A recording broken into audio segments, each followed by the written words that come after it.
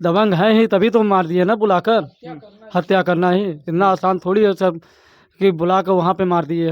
इनको हम उनके भाई ही लगते हैं। योगी जी की सरकार में सब डरे हैं, माफिया जितने थे, भूमाफिया थे, सब बिलों में छिपे हैं। अगर बिलों में छिपे होते तो निर्भय हत्या नहीं करते खुलेआम बुलाकर घर पे। यही करना चाहते हैं कि मतलब उनको सजा दिया जाए और उनके घर पे बुलडोजर चलाया जाए। अभी सरदार पटेल सेना वाले भी आए थे, आप लोगों से क्या आश्वासन देके गए हैं? हाँ, वो बोले हैं, वो डीएसपी से बात किए हैं, बोले हैं 24 घंटे में गिरफ्तारी चाहिए, नहीं तो फिर हम लोग जिस तरह से वो करेंगे उस तरह से फिर उस सारी जिम्मेदारी प्रशासन की होगी। अच्छा, अब राज्य में इन दिनों हत्या रुकने का नाम नहीं ले रहा है। आखिर हत्या, बलात्कार, लूट, घसोट सब कुछ हो रहा है, मगर आज इस सरकार में डबल इंजन की सरकार है और यहाँ पे डबल इंजन की सरकार फेल होते हुए नजर आ रही है। जीरो टॉलरेंस की बात की जाए और आज यही कोराव थाना अंतर्गत आज बैठकवा गांव में आज अरुण पटेल की निर्गम तरीके से हत्या कर दी जाती है। आखिर ऐसा क्यों हो रहा है? क्या योगी जी की सरकार में क्या हत्याएं रुकने का नाम नहीं ले रही हैं? आखिर ये सरकार जो है सवालों के घेरे में है। आखिर जिस परिवार के पास खड़े हैं, आज उनकी जो हत्या हुई है, अरुण पटेल की माँ आज पागल सी हो गई हैं। भाई रो रो के हाल बुरा हो जाता है, पिता भी एक तरीके से मूर्छित होकर गिर जाते हैं। आखिर इनके परिवार को कौन न्याय दिलाएगा? आइए हम बात करते हैं। क्या नाम है भैया? मेरा नाम संजय सिंह पटेल है सर। अच्छा, आपके भाई क्या नाम है? अरुण सिंह पटेल। अरुण सिंह पटेल। ये कौन सा गांव है? ये पटेहरी बैठकवा मोहल्ला है, पटेहरी ग्राम सभा है। अच्छा, थाना कौन सा लगता है? थाना कोरांव लगता है थाना सर। कोरांव। अच्छा, ये बताइए कि भाई की जब निर्गम हत्या कर दी जाती है तो इसके पीछे क्या राज हो सकता है? राज सर, ये साजिश की गई है पूरी तरह से। इसमें साजिश है, कुछ रंजिश, पहले की रंजिश को लेकर के, और ये एक रूप दिया गया है प्रेम प्रसंग का उसमें।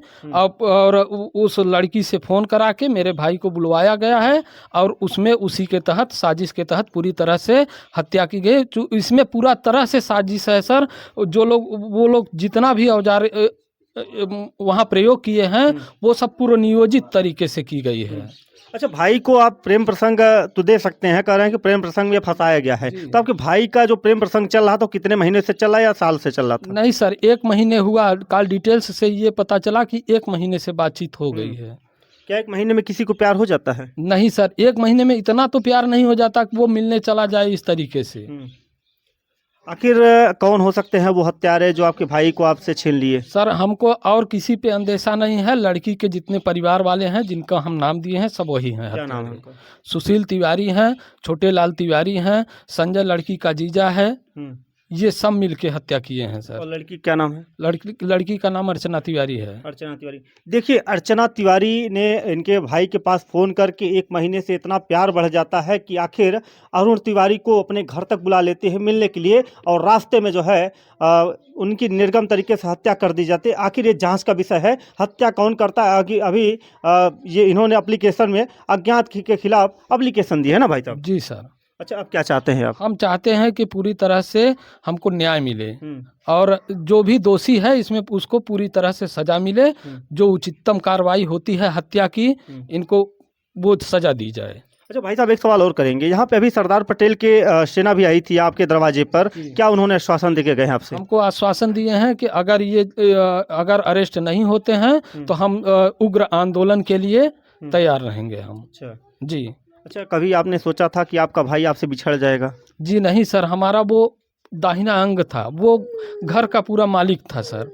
पूरी जिम्मेदारी उसके ऊपर थी। मैं बिहार में टीचर हूँ और सारा दायित्व उसके ऊपर रहता था। जो भी कार्य करता था वो मुझसे पूछ के करता था। लेकिन जाने के बाद हम लोगों का आग अंधेरा हो गया है। मतलब अब ये लगता है कि पूरा जीवन हमारा खत्म हो चुका है, अंधकार में चला गया है सर।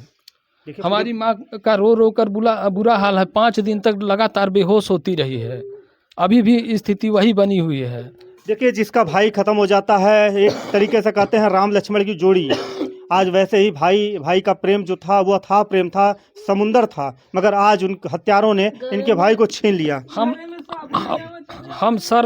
हम सर साथ में पढ़ाई किए हैं, ग्रेजुएशन किए हैं, पीजी किए हैं। हम दोनों भाई बीएड किए हैं साथ में।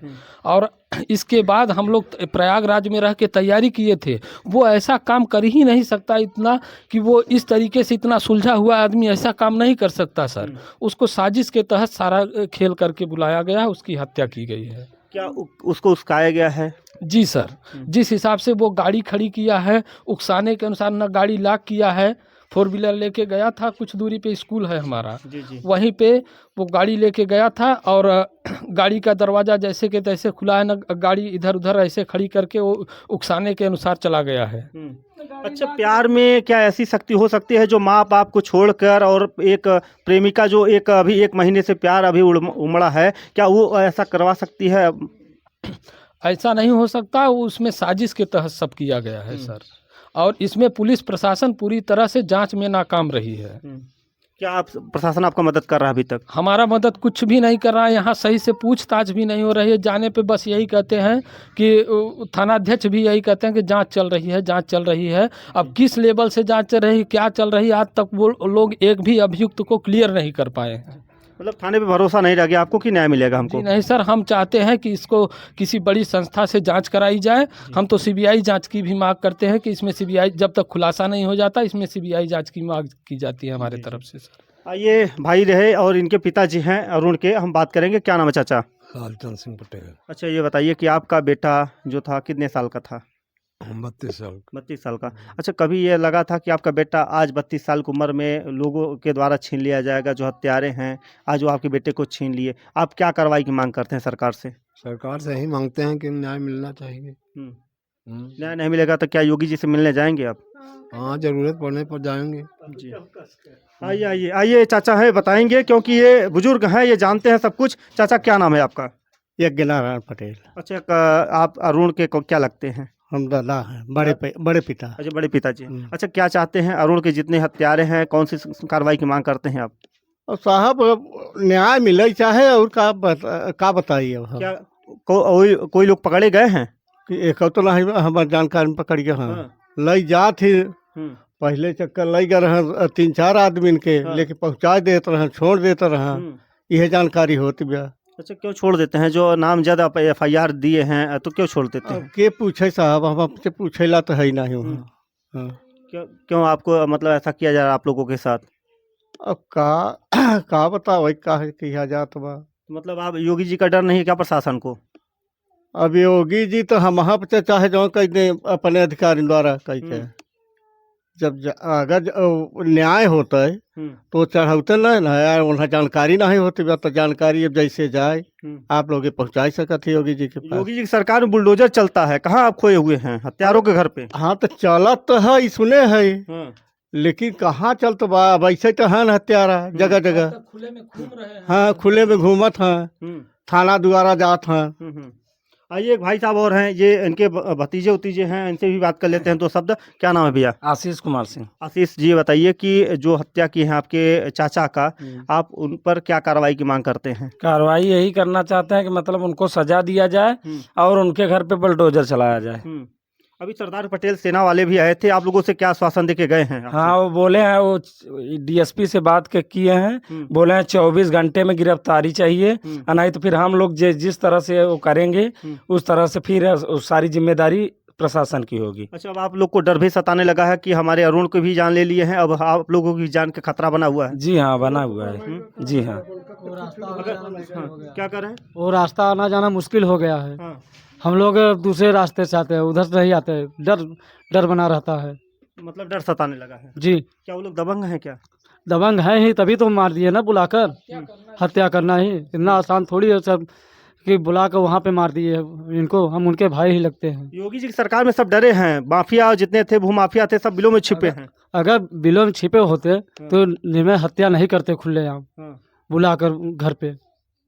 देखिए, पूरा परिवार डरा हुआ सहमा हुआ है। अब यही है एक गुहार, कह रहे हैं कि मीडिया पे हमको भरोसा है और हमको कोरांव थाने पे बिल्कुल भरोसा नहीं है चाचा। नहीं साहब, भरोसा है? नहीं, हाँ, हमको नहीं भरोसा है। नहीं भरोसा है। भाई साहब से पूछ लेते हैं, कोरांव थाने पे भरोसा है आपको? नहीं सर, हमको 1% नहीं भरोसा है कि हमको न्याय मिलेगा कोरांव थाने से। अब किस पर भरोसा है आपको रह गया है? हमको मीडिया के माध्यम से हम यही सरकार से मांग करते हैं कि हमको योगी जी से भरोसा है कि वो हमको जरूर न्याय दिलाएंगे, माननीय मुख्यमंत्री जी से। देखिए, मैं आशापूर्ण विश्वास करता हूं कि जितने प्रशासनिक अधिकारी हैं, आला अधिकारी हैं, और योगी जी से बार बार मैं विनम्र निवेदन कर रहा हूं कि गरीब परिवार को आखिर इंसाफ कैसे मिलेगा, आखिर कौन होगा इनका मसीहा, आखिर किसको कहेंगे भगवान। अगर माने जाते हैं तो केवल योगी जी माने जाते हैं। आखिर एक बार इनको भी न्याय का रास्ता दिखा दें कि आखिर न्याय प्रशासन इनके साथ क्यों नहीं कर रही है। आखिर जब इनके और भाइयों की जान चली जाएगी तब प्रशासन सुनेगा। पूरा परिवार आज डरा हुआ समा हुआ रो रो के पागल हो गया है, कह रहे हैं कि अब हमको इंसाफ दिलाइए, नहीं तो हम भी लोग क्या करेंगे आगे भगवान जाने। आप लोग कमेंट के जरिए बताइएगा इस परिवार को किस प्रकार से आप लोग न्याय दिलाएंगे। बहुत बहुत धन्यवाद।